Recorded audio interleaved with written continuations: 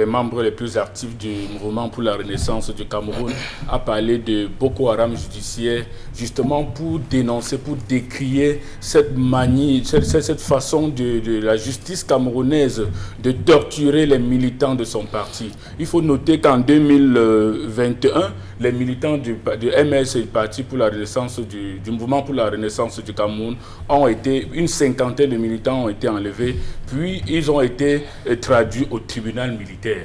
Donc le tribunal militaire qui... C'est mieux de dire interpellé. Interpellé, oui, interpellé. Et il faut noter que leur place n'était pas devant les tribunaux militaires. Donc cette manière de torturer les militants du MSC, le refus déjà de marcher par l'interdiction de marcher. Chaque fois, les militants du MS sont torturés. Et c'est l'ensemble de ces différentes tortures-là infligées aux militants du MS qui plonge Alain Fogué et tous les autres militants du MS dans ce courroux-là, dans cette frustration. Et c'est la raison pour laquelle il parle de Boko Haram judiciaire. Et je vais rejoindre l'idée de Guy Hervé Fongan qui a mentionné un grand héros du combat. Du combat au Cameroun, Lapiro de Bangal. Il faut noter que Lapiro de Bangal était un artiste justement engagé et qui est mort dans des circonstances vraiment troubles.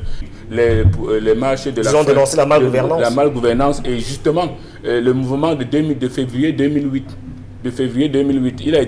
Il a passé 7 années de prison pour rien en prison avec Lapiro de Bangal. Lapiro de Bangal qui est sorti de la prison pour aller se réfugier du côté des États-Unis. Il est mort et son corps a été incinéré. Tout à fait. Son corps a été incinéré. Donc c'est l'ensemble de toutes ces frustrations qui amènent pour Alain Fogué à parler de Boko Haram judiciaire. Je pense déjà que ça a été un constat alarmant de la part et à la fois de la population, de tout l'ensemble des citoyens camerounais et même de l'autorité des forces de sécurité, de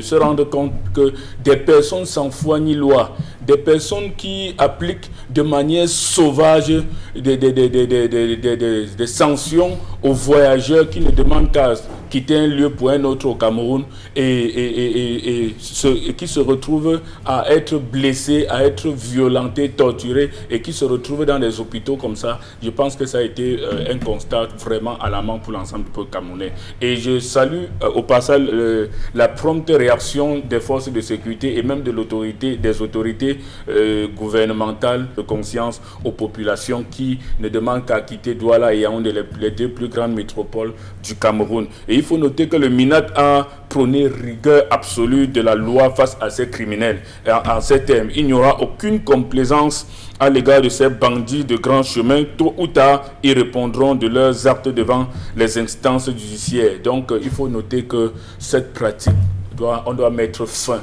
définitivement à cette pratique.